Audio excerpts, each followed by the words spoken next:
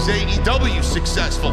Why is Tony Khan running his promotion better than Vince McMahon and Bruce Pritchard are running Monday night and Friday night? Long-term booking.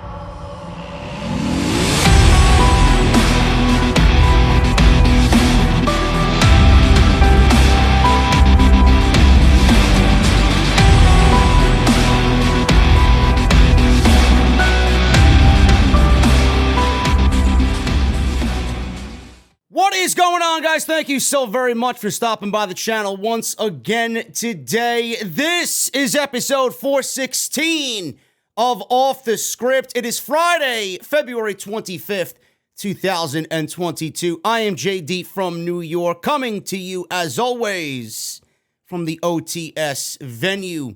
Thank you guys very much for joining me on your Fridays, wherever you may be. And man, oh man, when I said yesterday it wasn't a busy week, all I need is one day for that to ring untrue. We talked about Jeff Hardy yesterday.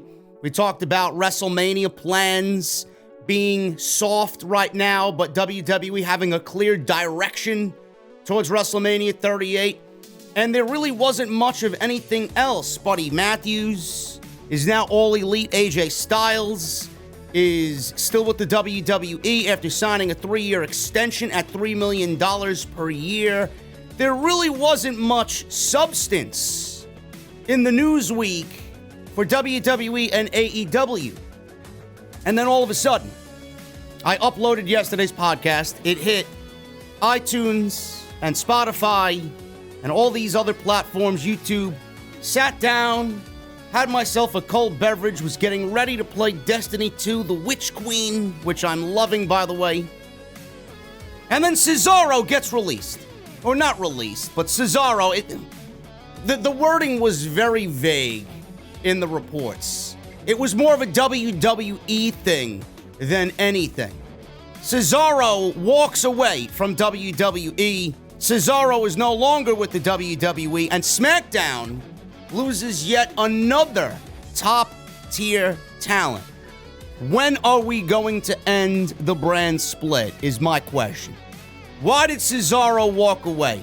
Why was Cesaro unhappy and disappointed with the way WWE was treating him? I thought money was everything to everybody in the WWE, or if you are in several different areas of the IWC, everybody loves working for World Wrestling Entertainment. They're making a boatload of money. Just shut your mouth and accept the payday. Accept the paycheck, they say. No. Money is not everything. And you can get a sense of that with guys like Cesaro.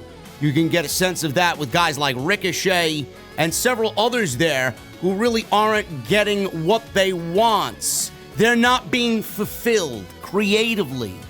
Ricochet, Cesaro, Mustafa Ali, and everybody else that is disappointed with the way WWE Creative is handling things on Raw and SmackDown.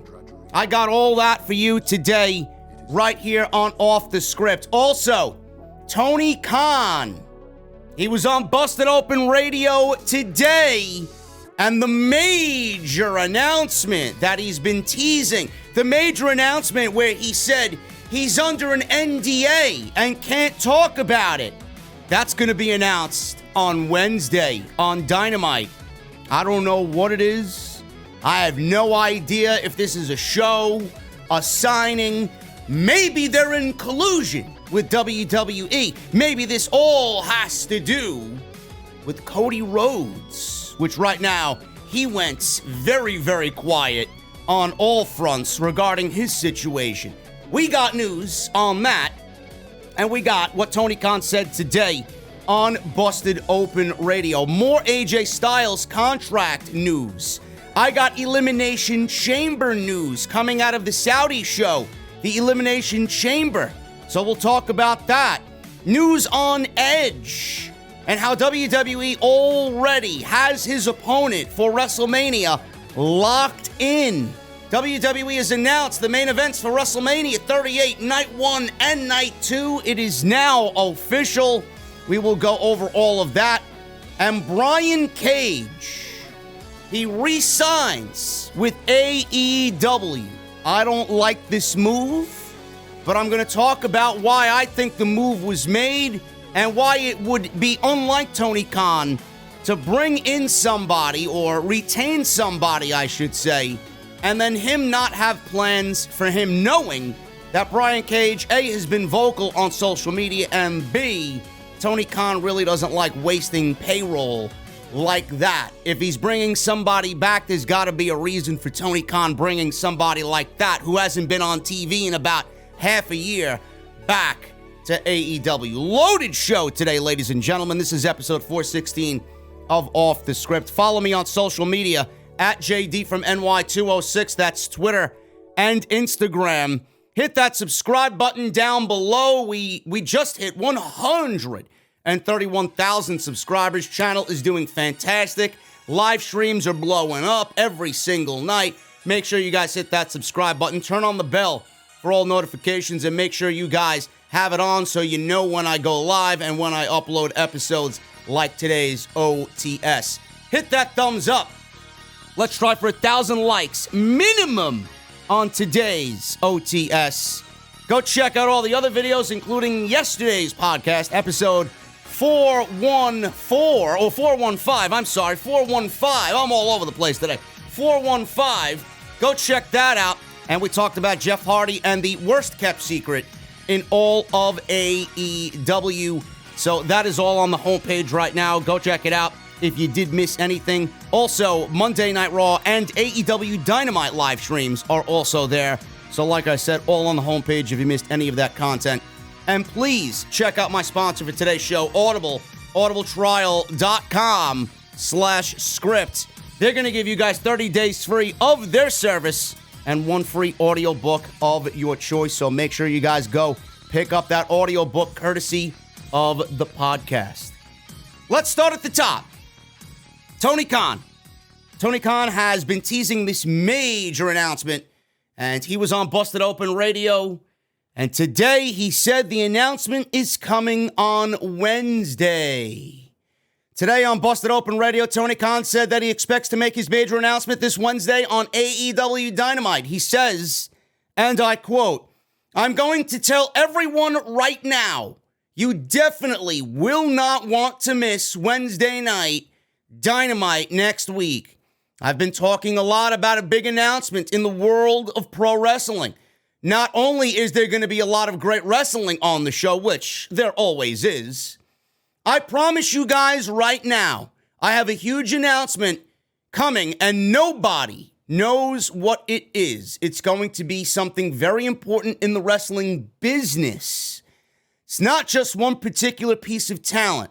It's something very special and I'm really excited about it. I believe it's something we're going to be in a position to announce on Wednesday, so I'm pretty excited about that." End quote. Khan has previously stated that this is something on the level of the First Dance announcement.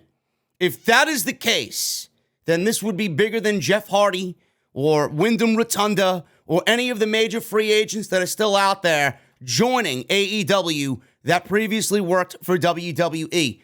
Two things that fans on social media have speculated is, one, an AEW New Japan Pro Wrestling Super Show, or Tony Khan has purchased Ring of Honor. Those are the two going rumors right now in the IWC. If it is Ring of Honor, either the company or the tape library, then it would make sense for them to do that, since the back catalog would be extremely valuable when they negotiate with potential streaming partners.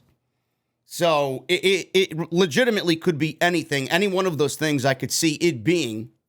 I think it would send major shockwaves, either one of those things, major shockwaves through all of pro wrestling. Ring of Honor is something that a lot of people are very disheartened about closing down.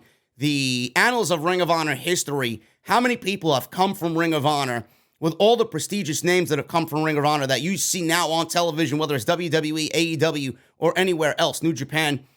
They are in a great position to pick up that tape library if they want it. Now, I don't know what Ring of Honor's plans are. They're going to come back in April, supposedly with one-off shows here and there, the first being in April. If that is the case, then it would open the door for AEW to negotiate with a streaming platform and get AEW on a streaming service like WWE is with Peacock. That would be a huge announcement in the world of pro wrestling. Because only WWE, Impact's got their thing as well. I believe that Impact Plus app. But this would be just on the same level as a WWE Network type of deal. This would be major for AEW. The other thing is the New Japan Pro Wrestling Super Show.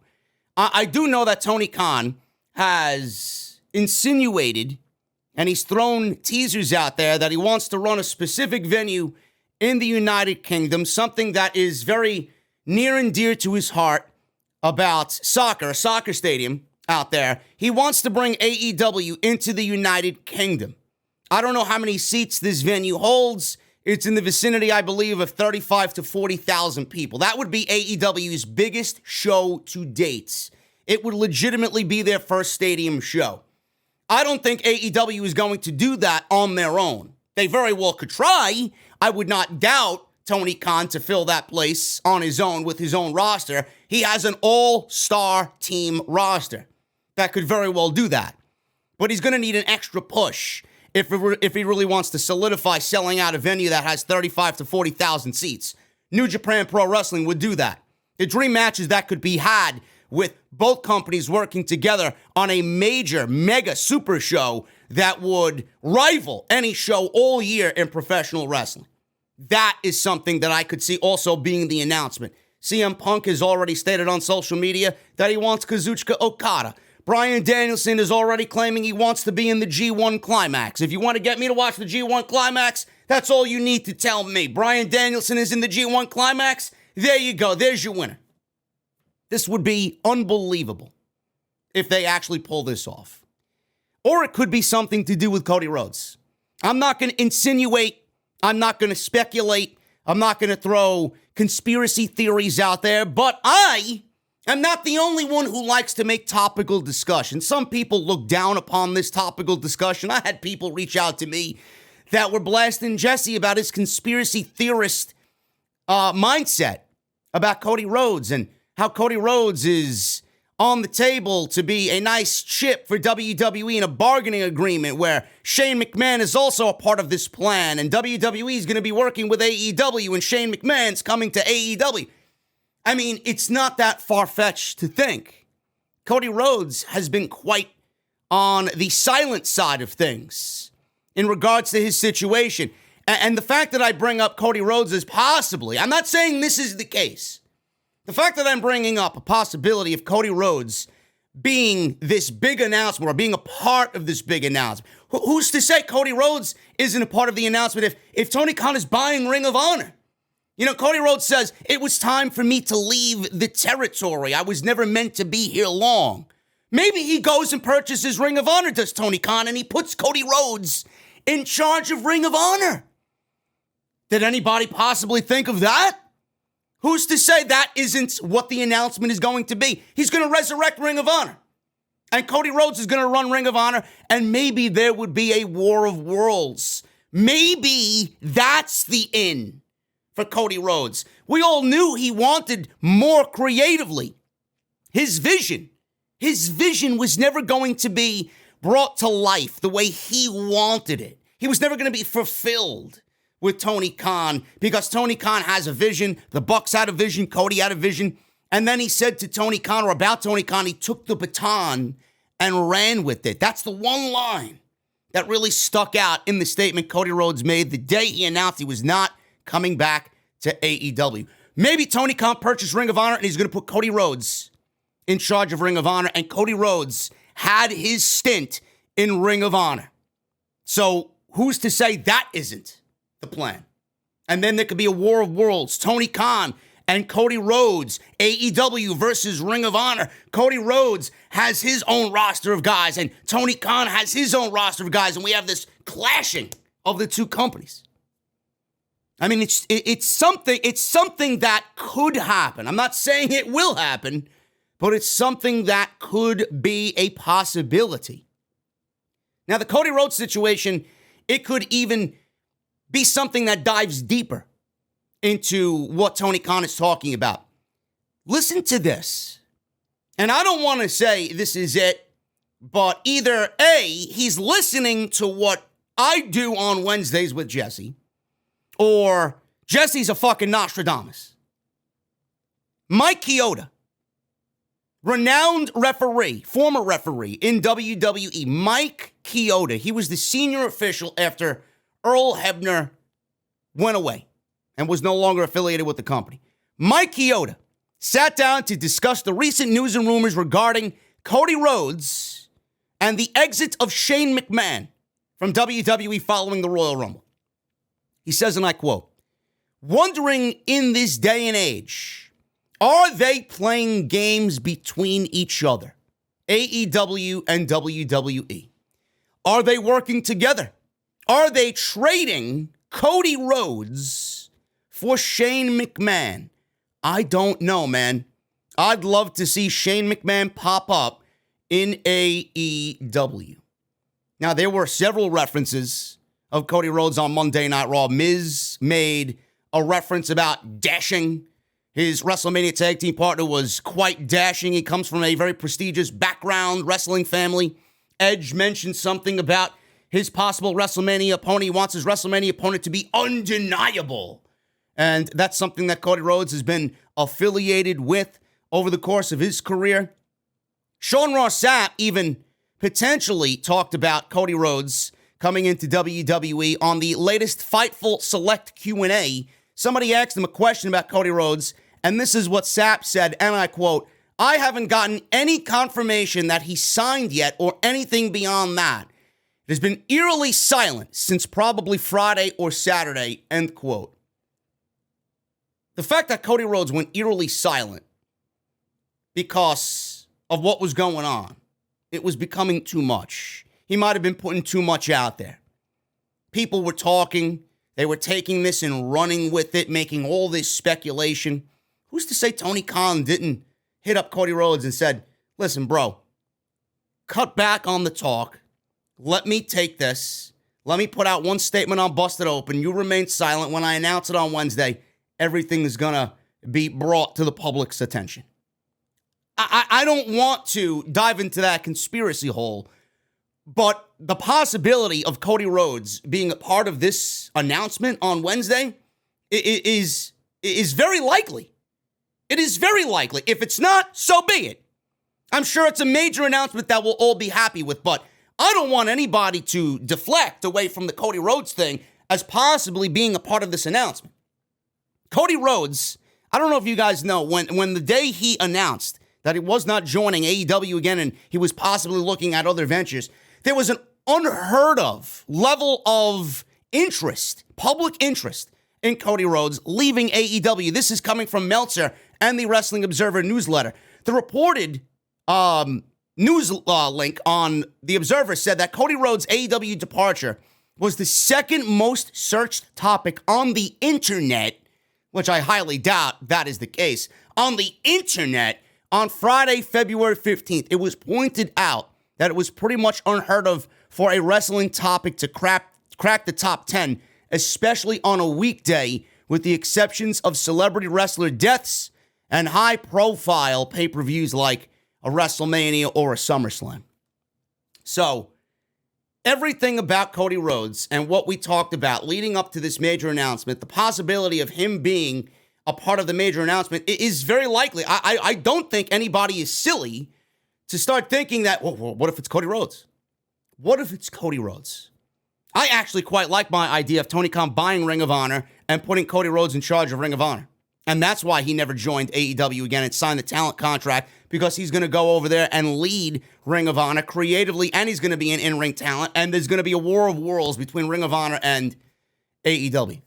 And Jonathan Gresham has been backstage not once but twice during Dynamite, which was, as of this Wednesday, he was backstage with the Ring of Honor World Championship. What the fuck is he backstage for? Why is he backstage? AEW's got Jonathan Gresham and they're not going to either A, sign him, not use him on TV in a one-off spot. What the fuck is he doing there? What is he doing there in Bridgeport, Connecticut?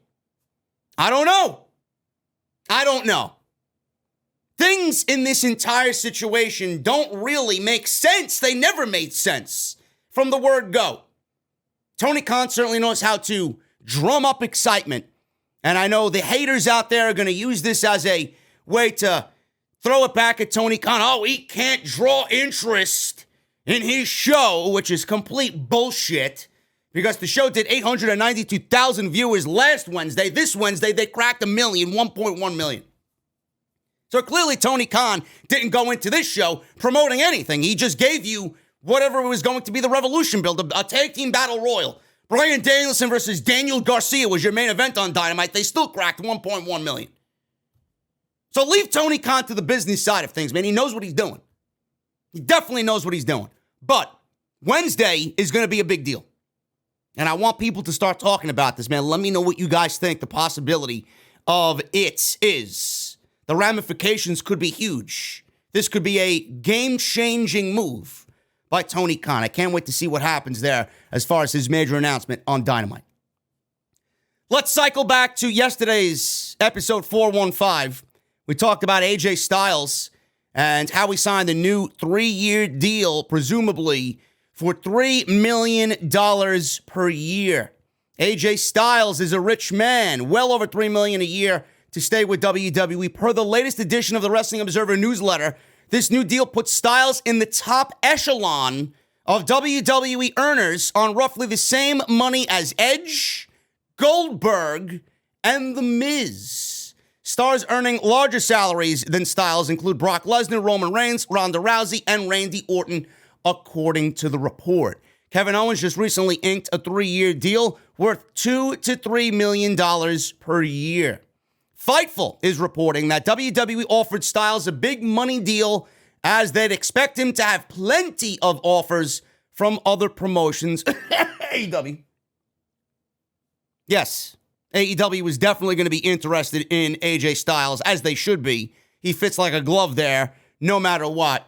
If he was to become a free agent, he would have had many, many suitors. According to the Wrestling Observer newsletter in regards to Styles, AEW, in fact, did not try anything to sign Styles to a contract. As best we can tell, there were no AEW interests with Styles.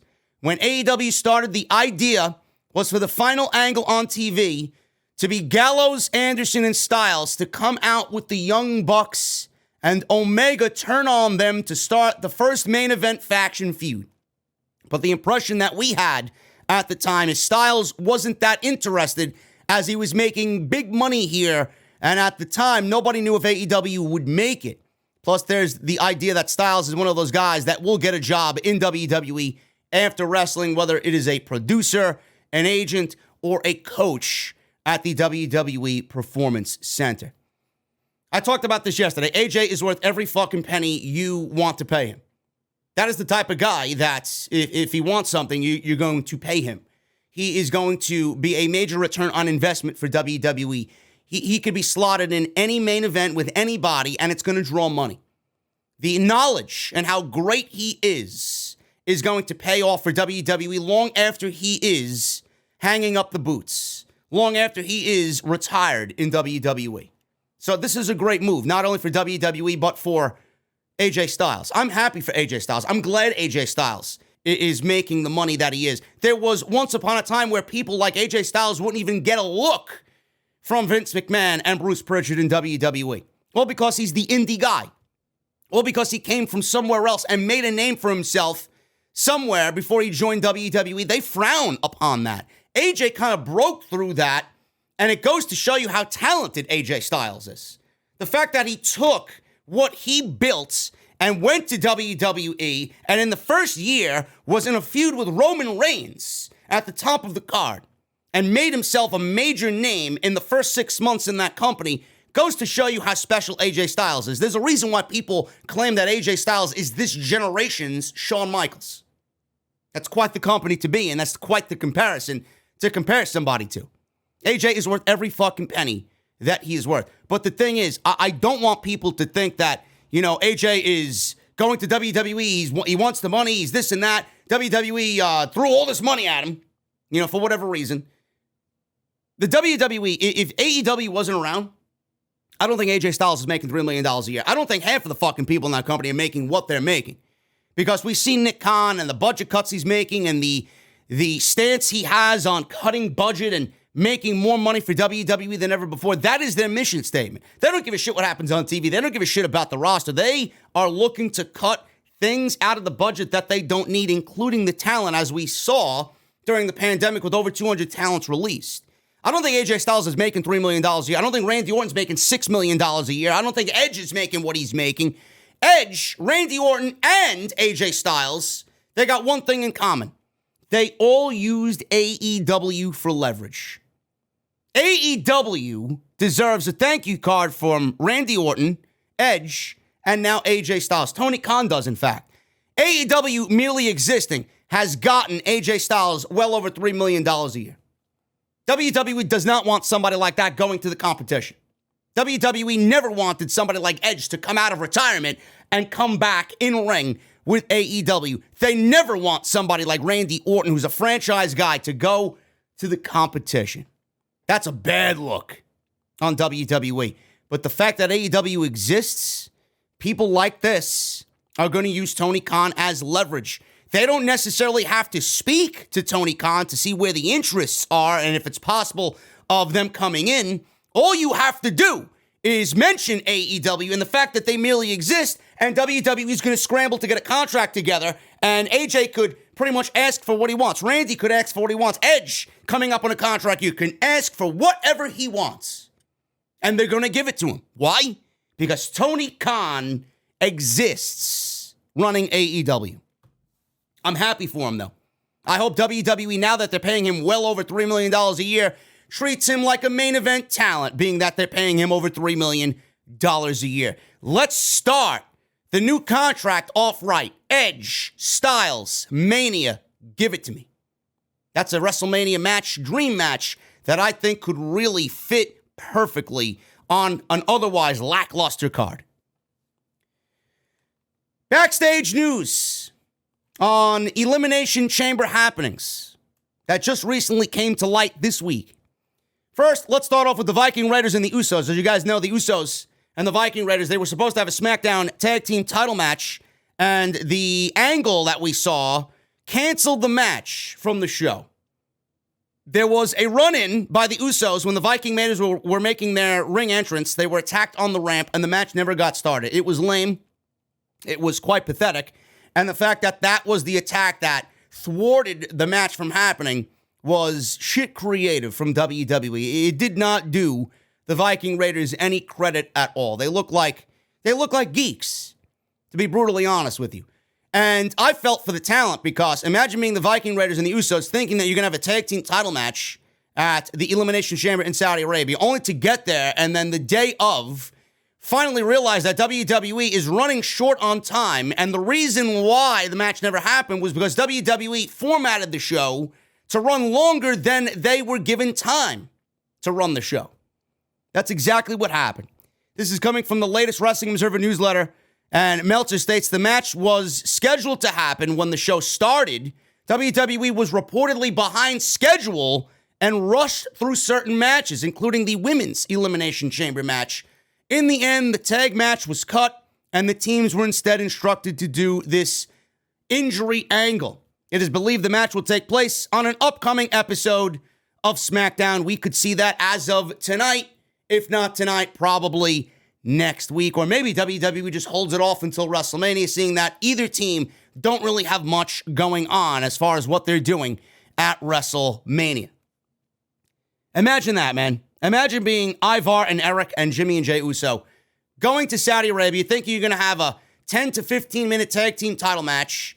And I believe both teams can really give us a banger. I mean, it's the Usos. They're one of the best tag teams in the world. The Viking Raiders are very good. I feel like they've been very minimalized on the main roster. They're not the same team that we fell in love with in NXT, but that's the norm when you're in NXT and then make the main roster.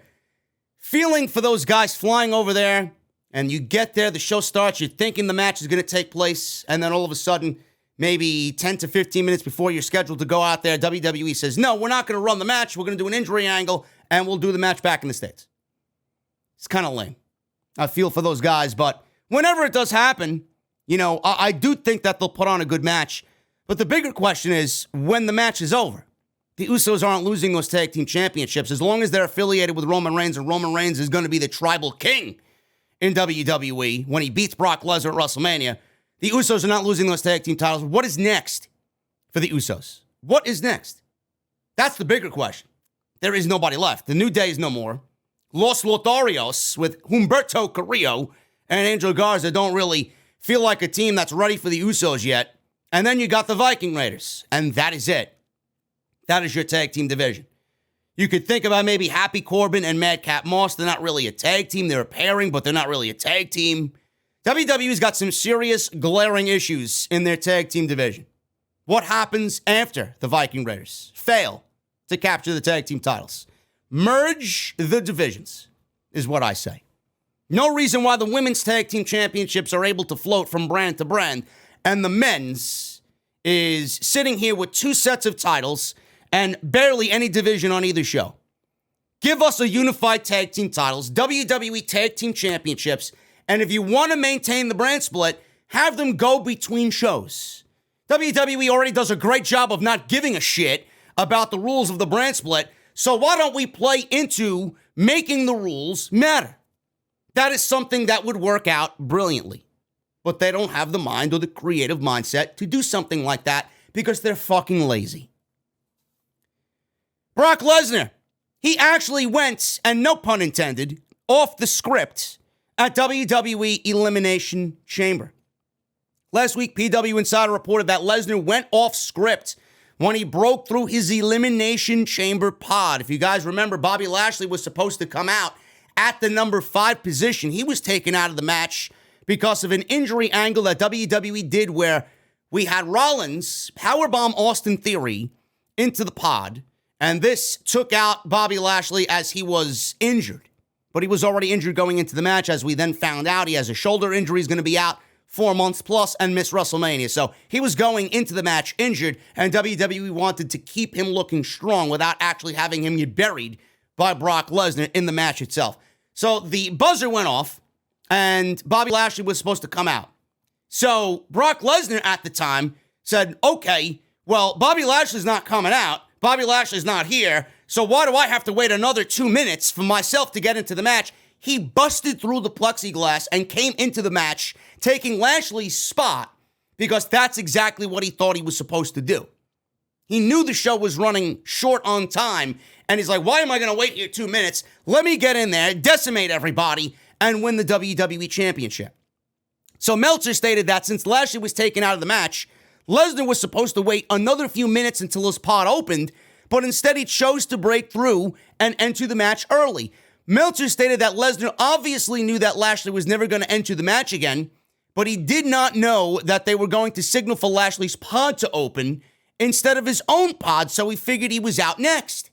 It was really kind of silly for WWE to do that. They had the buzzer go off and the light, the overhead shot, shown that Lashley and his pod was supposed to open, but he wasn't there. I don't know why WWE Creative showed us the visual of that and then didn't give us Brock Lesnar coming in. It would be process of elimination. Lashley's not there. Why does the buzzer need to go off? Let's just get Lesnar into the match. But it all worked out anyway because Lesnar took things into his own hands, and the visual of him breaking through the fucking glass like a goddamn savage was quite awesome. So he took things into his own hands, and he made it look great. Lesnar also knew that the show was running low on time, and they had to pretty much figure out what to do here, and they had a hard out of when they needed to be off the air, and he thought it was going to be a mistake that his pod was not open. So they decided to break away from this situation. He destroyed the pod, destroyed everybody, and the others in the match, whatever the case may be, he was going to be the winner anyway. So he ran through Styles, he ran through Rollins, he ran through Mr. Matt Riddle there, and he went on to win the WWE Championship. Lesnar was booked to destroy everyone in the match because the idea is to put over Lesnar and Reigns as killing machines ahead of their WrestleMania match. So the outcome was always in play. It was just how we got there, and the Lashley thing was quite silly, but I'm not going to complain about it. The visual of him breaking through the plexiglass was quite awesome in the end. Edge cut a promo on Monday Night Raw that was very vague about what he's doing at WrestleMania. Now, WrestleMania plans, they are going in a certain direction. Plans can always change in WWE. This is Bruce Pritchard and Vince McMahon at the end of the day. What happens on Monday is going to be vastly different on Tuesday. I don't take anything with any serious aspect at all. I'm not taking any of these plans to be locked in plans. Things are always going to be changing. WrestleVotes is reporting that the WrestleMania card is very quote-unquote fluid, and that is the reason why Edge's promo was so vague. WrestleVotes noted that the creative is leaving a lot of flexibility for every storyline, which means that whatever is in the plans right now can still change. Now, this is going back to what Ringside News reported this week about WWE leaving all ideas on the table, that they're open to any ideas. And one of the ideas was, they used this as an example. If I was to tell you Hulk Hogan was coming back and he was going to wrestle Linda McMahon at WrestleMania, that's an idea that would be discussed, whereas on any given day, it would be turned away and laughed at. WWE is taking any idea and putting it on the table and seeing what works and what sticks going into WrestleMania. They're open to anything. So WrestleVotes is kind of, but not really, confirming that Ringside News' report was legit. Anything and everything is on the table. There were reports that Vince McMahon could be coming back at WrestleMania and be in a wrestling role. He would fit on the card somewhere, not that I want to see it, because he's been in a feud with Austin Theory. Or he's been in a program, I should say, with Austin Theory, and that could lead to a match between those two where Vince takes it upon himself to teach Austin Theory a lesson. That's something that could be on the table, and that's something that WrestleVotes and Ringside News is pretty much insinuating at, that all ideas, no matter how silly or ridiculous it sounds, they're all on the table. Now, on Raw, Edge asked for someone to step up and face him, and there were some hints in his promo, but he did not outright name anybody. WrestleVotes tweeted, and I quote, "We are roughly 5 weeks out, and I'm told the WrestleMania card is still very fluid. It's going through the motions. Hence the reason for the vague Edge promo, the 2-week delay on the tag team title match, and the MSG title defense for Brock." So Edge cut his promo, mentioned, like I said at the top, mentioned somebody he wants at WrestleMania. That's phenomenal. Someone at WrestleMania that is undeniable. So those names, obviously, we correlate with AJ Styles and Cody Rhodes. WWE obviously feeding off the Cody Rhodes innuendo and rumor because it's in everybody's mind and everybody's talking about it. So good on them for doing that and kind of taking that and running with it. So Edge is being very vague about who he wants in this open challenge. Then you got the 2-week delay on the title match. WWE had a tag team match with Seth Rollins and Kevin Owens against RK Bro. And if they beat RK Bro, then they get added to the RK Bro Alpha Academy tag team match. And I would assume that match would take place at WrestleMania. But WWE is doing that 2 weeks from Monday. This previous Monday. So it's going to happen in 2 weeks. WWE is having a delay on that match because they have ideas that are on the table and they want to see what works best. So they're giving themselves a little leeway and giving themselves some time for things to play out, I guess. And then the MSG title match, which was mentioned, very strange and bizarre that this was mentioned because it does not have any correlation with anything at WrestleMania. WWE is not going to have Brock go into MSG and then have a title defense and then lose the championship 2 weeks before WrestleMania when he's in the main event of WrestleMania with Roman Reigns. So I found it quite odd that they mentioned that in a promo via Paul Heyman on Monday Night Raw. They even mentioned that Bobby Lashley would be challenging Brock Lesnar at MSG on the road to WrestleMania show at Madison Square Garden. So we know that's not happening because Bobby Lashley's injured. But WWE is promoting that Lesnar will be in a title defense at that show. Who it is, I don't know. I have no clue.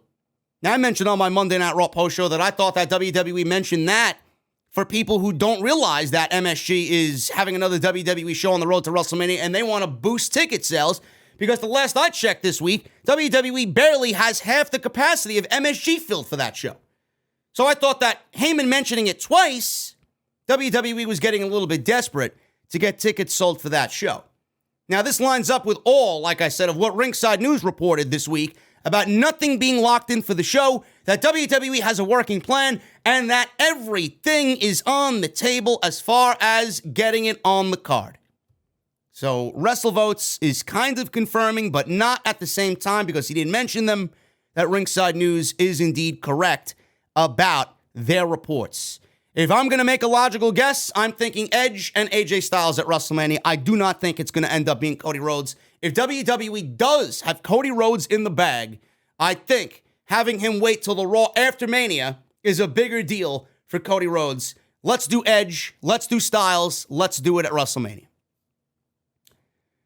Now, as far as what we have with WrestleMania, we have Charlotte Flair and Ronda Rousey. Charlotte Flair and Ronda Rousey, I think everybody at this point was in the know, or they speculated that Ronda Rousey and Charlotte Flair will indeed main event WrestleMania 38 Night 1. It makes sense. I'm not interested in the match. I'm actually kind of falling asleep just even fucking talking about it. I get disappointed knowing that is going to take place on the show. I just don't get a sense of big match feel with these two. I don't like the fact that Ronda came back after all these months, having a baby and coming back, giving her the Royal Rumble, and then having her go challenge Charlotte Flair. I don't like it. Something smells nefarious here.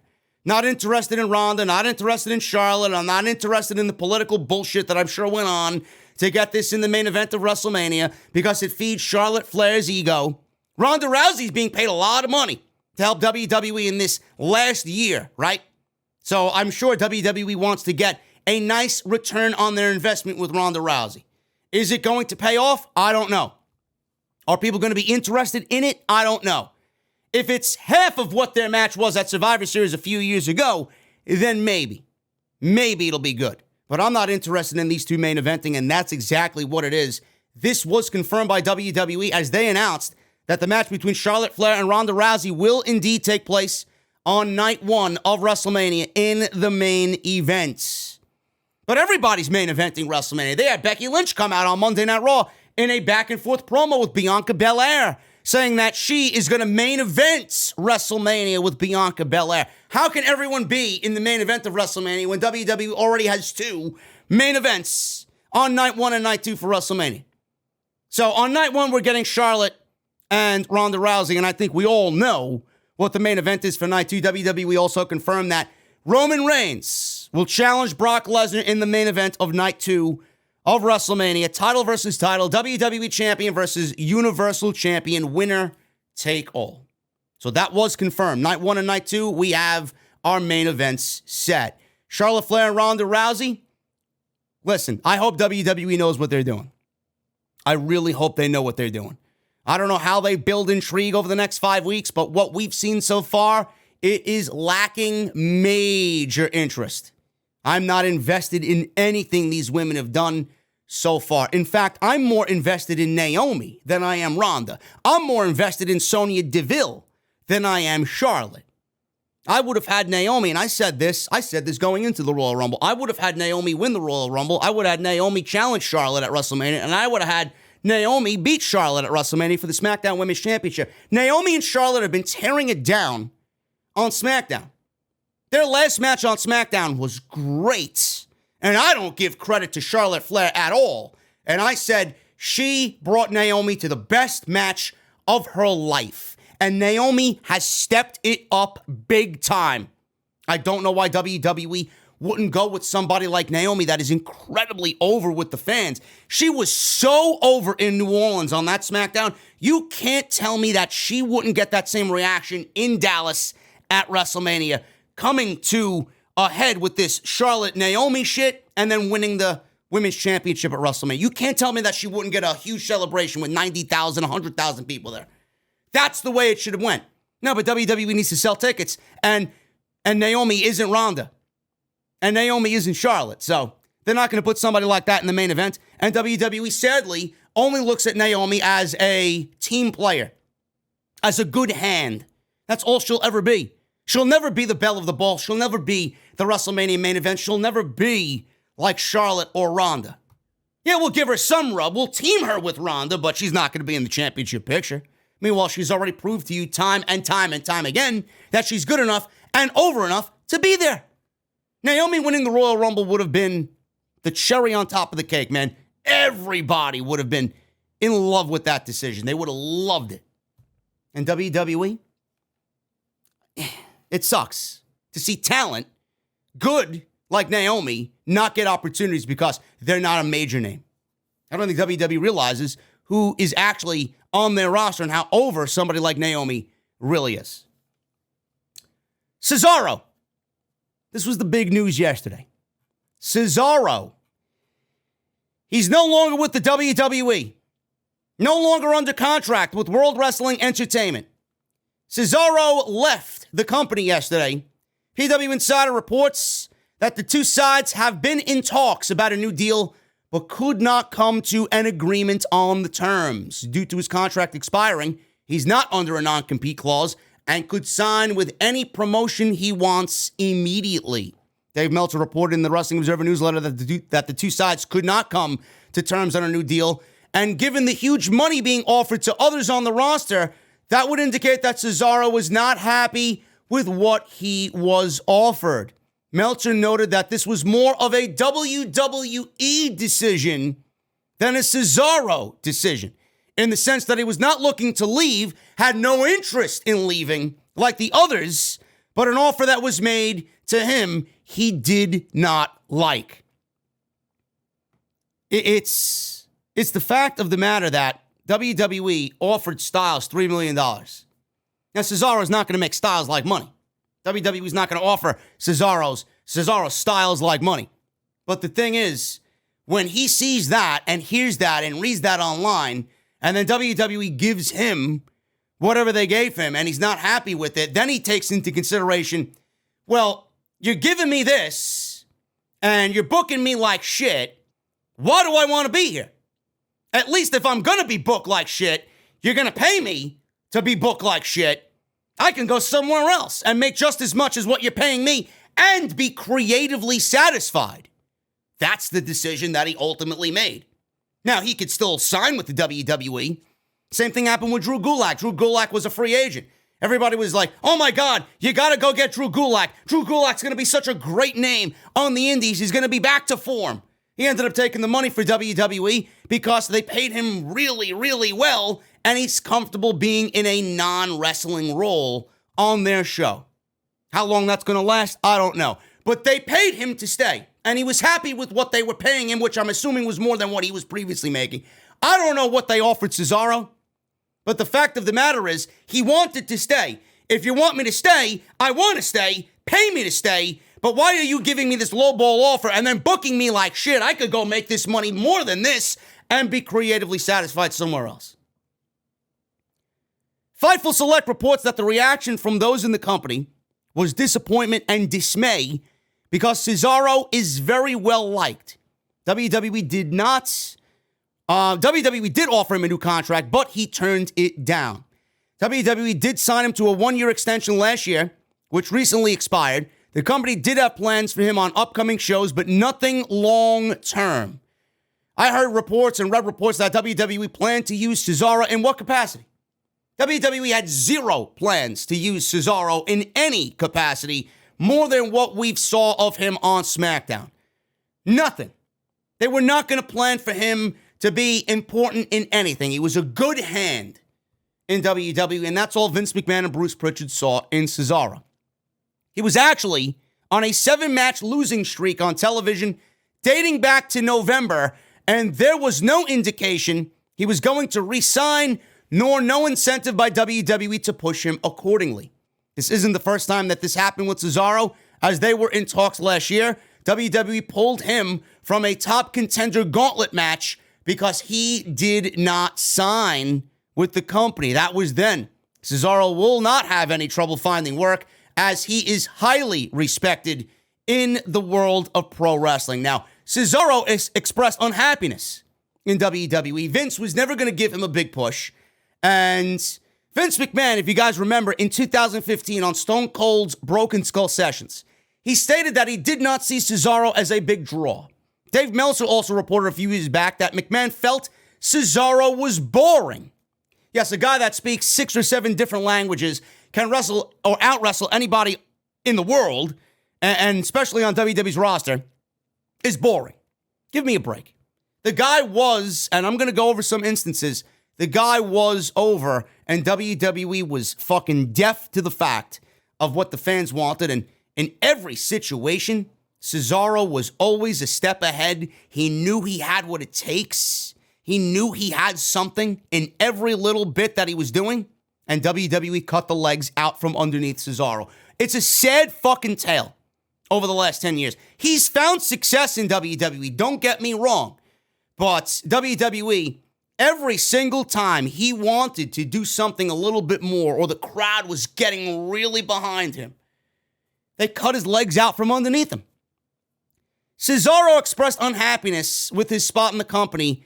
He even liked some tweets from fans expressing disappointment that the company could not even find anything for him to do at this year's Royal Rumble show. Now, looking back at it, Cesaro was probably unhappy going in. I'm not in the Rumble? Why is somebody like me who's healthy and ready to go not in the Royal Rumble, but Johnny Knoxville's in the fucking Royal Rumble, but Bad Bunny is in the Royal Rumble, but Shane McMahon is in the Royal Rumble? But they couldn't find something for Cesaro to do in the Royal Rumble. Now, seeing what happened after the Royal Rumble was over and all the negative reaction to the Royal Rumble, guys like Finn Balor who weren't in the Royal Rumble, guys like Cesaro in the Royal Rumble, were probably pretty happy that they were not in the Royal Rumble and a part of probably one of the worst Royal Rumbles of all time. Balor was in Dublin, photographing pictures of himself and his wife, bar hopping. So I don't think he was too upset about missing the Royal Rumble. Everybody was eventually going to fall to Brock Lesnar. Why would we need Cesaro to be fed to Lesnar when he feasted on everybody else and then would again feast on everybody at the Elimination Chamber? So he's probably thanking himself. Oh, hey, listen, I'm glad I'm not in the Royal. Who gives a shit? You know? Praying to the gods. Yeah, I missed that one. There were reportedly no long-term creative plans for Cesaro because WWE didn't want to commit to something before he resigned. This is something similar to what happened last year when WWE had planned to showcase Cesaro in a SmackDown Gauntlet match, opted to showcase Shinsuke Nakamura instead, if you guys remember that, because Cesaro hadn't agreed to a new deal at the time. This was around the time when Cesaro was actually moving on up, but they were only moving him on up to feed him to Roman Reigns. So that was that. Since his contract with WWE expired, there's no non-compete in place. He can work anywhere he wants as of today. This could include Impact Wrestling, New Japan, All Elite Wrestling, GCW, MLW, you name it. He could show up anywhere and anywhere. In theory, he could show up on Dynamite as soon as Wednesday, or the next TV tapings for Impact if he does choose to go there. Now, in the hours following this original report from PW Insider about Cesaro leaving, there were news articles that came out about Cesaro signing a 1-year contract extension last year, and the decision was made by him not to renew this time around, despite offers from WWE. Fightful did say that even though this is being reported, sources do indicate that the door is still open for Cesaro to return when he wants, if he wants, and that until he makes a decision to go anywhere else, he could very well return to the WWE. Cesaro leaving WWE likely did not have anything to do with AEW, says Dave Meltzer. He also hadn't gotten any backdoor AEW offer when he was negotiating, so it wasn't that he got a better offer somewhere else. That isn't saying AEW may not make him an offer now that he's a free agent, but right now he's leaving the promotion unless something changes between Cesaro and WWE. You know, I see a lot of people. First of all, if Cesaro is done with WWE, we had the pleasure of watching somebody as great as him excel at everything he did for the last 10 years. And wherever he goes, that man is going to find work as fast as you could blink. Nobody should feel bad for Cesaro. Cesaro is looking at this and assessing the situation and realizes what he's worth and how valuable he is. WWE clearly did not think that Cesaro was valuable. They lowballed him an offer. After the news came out that Styles is making $3 million a year, how much did WWE want to retain Cesaro's services if they gave him a lowball offer to merely stay with the company? Like I said, he saw the offer, saw what they were doing with him creatively, had no plans to keep him around, and if they did, no plans creatively. Why does somebody like that want to join or re-sign with a company when they don't really value him or don't have any plans to use him in the way that he believes he should be used? How long is Cesaro going to be around? He's 37, 38 years old. He doesn't fit the WWE mold. He's everything that the WWE doesn't want and doesn't want to push. His best interest is probably leaving the company. The guy can go out there and set the wrestling world on fire, where he is not going to be able to grab that brass ring that he's had taken away from him many times before. He can go somewhere else and show everybody that he is as good as everybody is saying he is. He is as good as WWE or anybody in WWE. When WWE doesn't think he's that good, he's going to show them exactly how good that he is. I had the pleasure, you had the pleasure of watching him for 10 years. Nobody should feel bad for Cesaro. The thing is, Cesaro is one of those, and listen, I know nobody can be, the level of a Roman Reigns or maintain that for years and years and years. A guy like Cesaro is never going to be that. Not everybody can be a world champion. But the fact that this guy never won a world championship in WWE, with the body of work that we know he is capable of, is one of the most downright criminal, underrated, misutilized talents that I've seen walk through the WWE doors and then out the WWE doors when he knows things are not going to get better. Cesaro had his peak in WWE on the road to wrestling Roman Reigns last year. Now, he was only used in that spot because Cesaro was one of the few guys that Roman Reigns has not feasted on. He was used to propel Roman Reigns' Universal Championship run. WWE was running out of opponents and running out of ideas. Cesaro was the next best thing in a string of, let's get Roman to the next month. Let's have him run through Cesaro for a couple of months, and then we'll move Roman on to somebody else. He was merely used because they had nobody else. It made a great match on paper. It made for an even better match on TV and on pay-per-view, but WWE never saw anything in Cesaro after that. They never saw anything in Kevin Owens after that. They didn't push Kevin Owens after his feud with Roman Reigns, and Kevin Owens and Roman Reigns killed it. He felt right back to what he was the time before he wrestled Roman Reigns. Right back to the mid-card, doing KO shows. Cesaro fell right back into being a catering VIP. He fell right back into the mid-card. Losing, feuds with Happy Corbin. But how many times has Cesaro come out and showed WWE that the fans want him? The team with Tyson Kidd. If you guys remember, going back, even before that, WrestleMania 30 with the Battle Royal. Let's start there. WrestleMania 30 with the Battle Royal. Body slamming Andre the Giant. In the Andre the Giant Memorial Battle Royal. Body slamming the Big Show over the top rope. If Andre the Giant was around, I'm sure Cesaro would do the same thing. But in the Andre the Giant Memorial Battle Royal, body slammed, legitimately, Big Show over the top rope. Crowd in New Orleans went fucking ballistic. Went crazy. He was a made man there. Did WWE follow up on it? Of course they did. Then he had the team with Tyson Kidd. They had that as good as anything both of those guys were doing. WWE cut the legs off of that tag team for absolutely no fucking reason. Whether it was an injury, I don't remember if Tyson Kidd was injured and Cesaro was out as tag team partner, and if Tyson Kidd was ready to come back. I don't know if WWE had plans to keep them together or they just decided to get rid of the team and break up tag teams, which is WWE's thing to do. They love to break up tag teams. That team was over.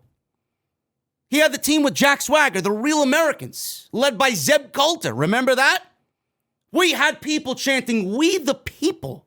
They were a fucking heel team. They were a heel team. And they got over because they were entertaining. And Cesaro was great.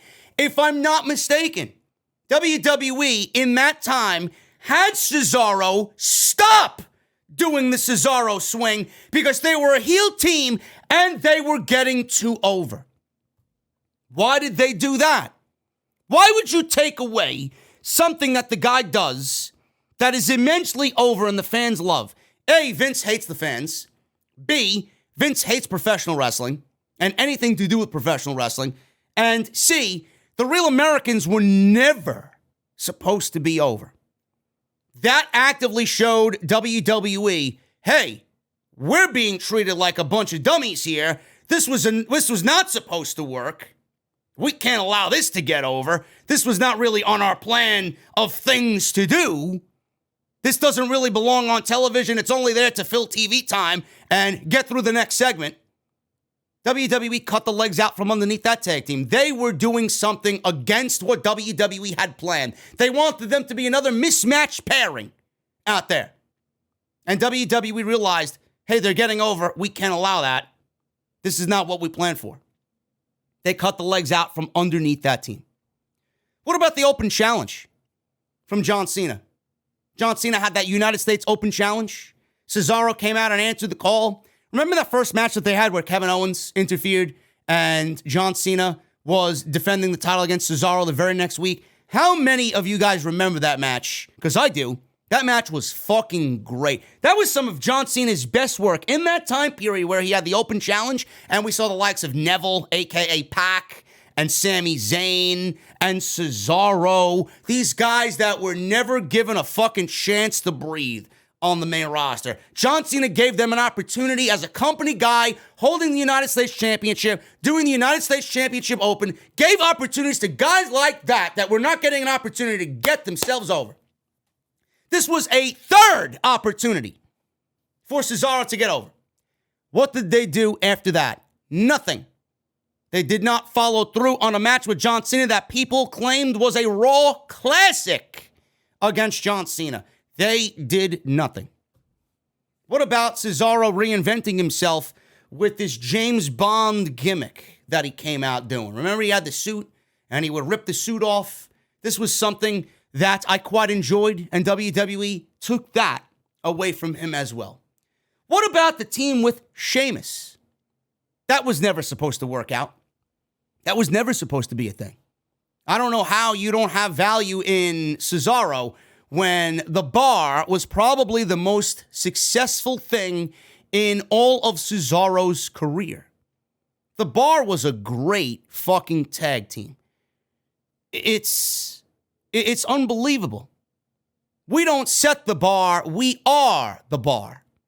That was a great fucking tag team that was never supposed to be a thing. I remember it was Mick Foley as a general manager or commissioner. He put Cesaro and Sheamus in a...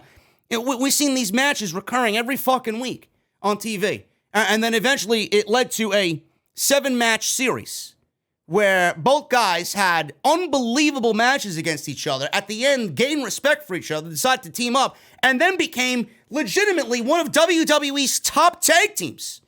They were probably, if you want to go out on a stretch here, you could probably say they were one of the best tag teams in all of pro wrestling. Never mind WWE. WWE had the Bar. How many times did they win tag team championships? 5 or 6 times? WWE never thought in this day and age where they need fucking tag teams and Sheamus isn't doing much of anything and he's not going after singles titles and Cesaro is in the middle of absolutely fucking nothing and irrelevant on SmackDown. You mean to tell me that WWE doesn't need tag teams? You mean to tell me that WWE couldn't find Cesaro and Sheamus back together as the Bar on TV?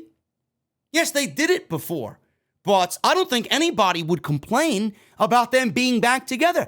That was one of those teams where they were very lucky to have the nucleus that they had. You could pair them together. You could have the Bar be a tag team, go after the tag team titles. Cesaro was a world-renowned singles wrestler.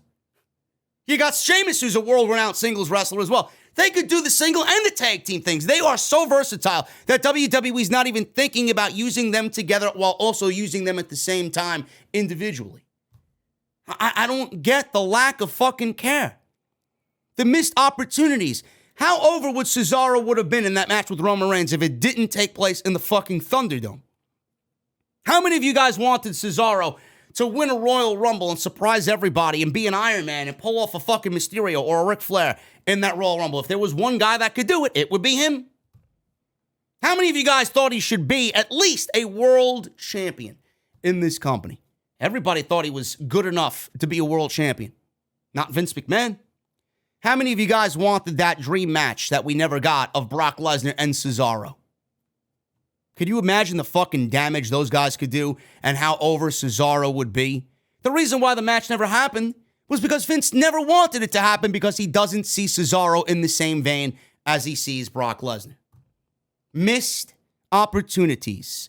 Underutilized. Not valued the way we see it. Vince, I don't know what the fuck he values. If they don't look like Roman Reigns or if they don't look like Braun Breaker or Brock Lesnar, which is very few and far between nowadays, they have no interest in pushing anybody. There's no reason why Cesaro could not be used in a better and more priority capacity than he was before he walked away. Now, where does he go?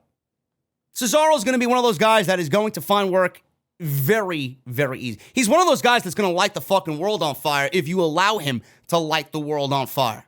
He's one of those guys that definitely has a lot to prove after being in fucking jail for all these years. You don't think this guy is already dripping at the mouth to get back on the indies, possibly? If WWE doesn't turn around and offer him more money to stay because they don't want somebody like that to go somewhere else? Maybe they don't give a shit if he goes somewhere else because he's not really a needle mover. He wasn't a needle mover in WWE. He's not going to be a needle mover anywhere else. But I'll tell you what, he's going to be the talk of the town when he hits the indies. You mean to tell me that he's not going to show up at a GCW show and wrestle fucking Minoru Suzuki somewhere or wrestle Jonathan Gresham at Terminus? You don't think he's going to wrestle Matt Cardona, NWA, light the world on fire there? What if he goes to Impact? Cesaro automatically goes to Impact is at a world title level. You mean to tell me if Josh Alexander, I don't know what his status is with Impact, if Josh Alexander and Cesaro in the ring, you mean to tell me they won't light the fucking world on fire? Everybody's like, oh, he's going to go to AEW. He's going to go to AEW. Eddie Kingston even made a fucking quote saying Cesaro doesn't have the balls to come to AEW. I love for him to go to AEW, but AEW has too many Cesaros at this point. What would AEW use Cesaro for? How would they use Cesaro when they got fucking 20 other Cesaros? If I'm Tony Khan, I'm not looking at Cesaro. If I'm Tony Khan, I bring Cesaro in for a one-off. I'm not signing Cesaro to a fucking multi-year contract to AEW. I'll bring him in for a couple of matches, but I'm not using Cesaro more than that. They have too many Cesaros. If I'm Tony Khan, I'm not looking at this as, oh my God, I got to bring him in. He's not the AJ Styles of the wrestling world. He's not somebody that you're going to go out there and immediately, I got to get him. How many guys does Tony Khan need before enough is enough? At this point, Tony Khan should really just concentrate on creating Dynamite and getting Dynamite to where it needs to be and only paying attention to those who are going to be a absolute major name, needle mover, change the game type acquisition like a Wyndham Rotunda. That is the only name out there that even makes sense for him to go out and get it. A guy like Cesaro, you could use him sparingly here and there. You could use him in a match with Bryan or a match with Kingston or a match with fucking Cole, anybody, Omega, right? One of these dream match scenarios. Sure, Tony Khan could come up with something, but the fact of the matter is I don't think Tony Khan should have interest in Cesaro more than just a pay-by-appearance, basis. I could see him going to Impact. I would like to see somebody like that go to Impact. He could go to New Japan and light the world on fire over there. Cesaro's the type of guy that's going to make a name for himself without AEW. What the fuck does he need AEW for? He's going to make just as much money, more money than what WWE originally offered him, doing his own thing. Look at what Matt Cardona did. He's bigger than he's ever been in his entire career. Look at what Cody Rhodes did when he left WWE. He was bigger than any point in his career. Cesaro could do the same thing. Not everybody needs to go to AEW. I genuinely feel bad for somebody like that because you're told you're not good enough when everybody knows, including himself, that he is good enough. And a guy like that, I take great interest in a guy like that leaving the WWE because you know for a fucking fact that everything we knew and felt about Cesaro, you're going to be seeing firsthand as soon as he gets his foot into another wrestling ring, not WWE. I genuinely feel bad for that type of guy. Imagine Vince saying, oh, he's boring. Why would you want to work for somebody that knows or that you know said that you're boring? That you don't draw any interest. You're not good enough. You're a good hand. Nobody ever wants to be a good hand. I find that to be fucking ridiculous. Cesaro was more than a good hand. He was great. And this is a fucking problem. WWE doesn't recognize talent. They don't know what the fuck they have. Meanwhile, it's right underneath their nose. How many people did they let go? That could have been the future of this company. They let go. Fired or did not bring back. Fired, and we found out that they wanted to change who they were. Contracts expired. Adam Cole's getting a name change, and he's getting his hair cut, and no more Bay. He's going to be a manager for Keith Lee, who they ultimately fucking fired. Cross turns into Super Shredder. Fucking Keith Lee turns into a fucking Lion King fucking character. Give me a break with this shit, man. You mean to tell me that you're upset about him walking away? You should be upset with WWE being negligent with the talent that they have. Ricochet even liked tweets about everybody expressing how undervalued and underutilized Cesaro was. You mean to tell me that someone like Ricochet doesn't feel Cesaro's pain? He's crying out to fucking speak up, but he can't. That's the type of guy that wants something more, but he won't. Cesaro's going to be fine. Just go back and look at those are just some of the things I mentioned. Tyson Kidd, Jack Swagger, the tag team's there, finished. Why? Because they were 2 over. John Cena and the classic match he had with John Cena on Monday Night Raw for the U.S. title. Yeah, we didn't do nothing with him. The great match he had with Bryan. Bryan worked with Cesaro on SmackDown. Why? Because Bryan wanted to work with him. Bryan knew what they had in him, but WWE clearly doesn't. Then they put him in a feud with Roman Reigns. Bryan propelled him to get to Roman Reigns. WWE didn't do that. WWE would have never done that. It was Daniel Bryan who did it. Jack Swagger, Tyson Kidd, the Battle Royal, the James Bond shit, the bar. Now look at where he is. He was fucking... What was his last match on SmackDown? What was he wrestling? Madcap Moss? Everybody's crying he's leaving WWE. Good! Good! Now I'm genuinely curious about what WWE does now that they lost Cesaro. SmackDown takes another hit. When are we ending the brand split, Bruce? That's what I want to know. When are we ending the brand split? You don't give a shit. Cesaro clearly doesn't give a shit either. He's going to go to the Indies and be fine. And finally, guys, Brian Cage. He reaches a deal to extend his AEW contract with the company. This is coming from Sean Ross Sapp of Fightful Select. Brian Cage, I should note, before I read this report from Fightful, has downplayed these rumors and says, well, I don't know where you heard that from. So he's downplaying the rumors already, just like he did when he first joined AEW and his wife had to come out and say, fuck the dirt sheets. I don't know where you heard that from. He's doing the same thing here. According to Sean Ross Sapp and Fightful Select, Brian Cage is coming back to AEW as they have picked up his 1-year contract extension. Brian Cage was said to be very surprised with virtually everyone on the AEW roster believing his contract would simply expire. Brian Cage has also been active on the independent scene working for Revolver, Warrior Wrestling, and others. He had a great match with Will Ospreay, I was told. I did not see it, but I saw clips of it, and Will Ospreay put him over big time. His wife, Melissa Santos, publicly addressed Cage's frustrations with AEW last year, which also seemingly echoed throughout the community and probably were the couple of things that led to his being stagnant in AEW. Tony Khan, I guess, kind of punished him for that, and Melissa Santos probably joked around about it one too many times, and It was legitimately a thing where, she came out in defense of him. He said something, and then she took it overboard, and then clearly AEW kind of set that shit in place.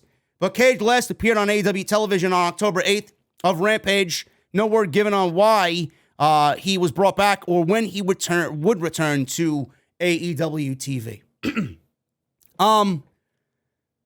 This move surprised me, and I see a lot of people downplaying this as like, oh, this is a waste, yada, yada, yada.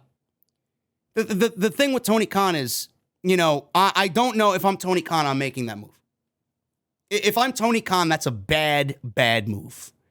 Now, I don't know why he would make that move outside of, he has to have some plan for him. I can't see Tony Khan knowing that Cage has been off TV because it was partially due to what Tony Khan did. Tony Khan took him off TV. Tony Khan knows who Brian Cage is. I don't see why Tony Khan brought Brian Cage back to AEW for another one-year contract extension if he doesn't have plans to use Brian Cage on television. I think everybody's looking a little bit too deep into this. They're overanalyzing this. If Tony Khan brought Brian Cage back to the company, then Tony Khan probably has a plan to reintroduce Brian Cage to AEW television, whether that's with Team Taz or away from Team Taz in a solo role.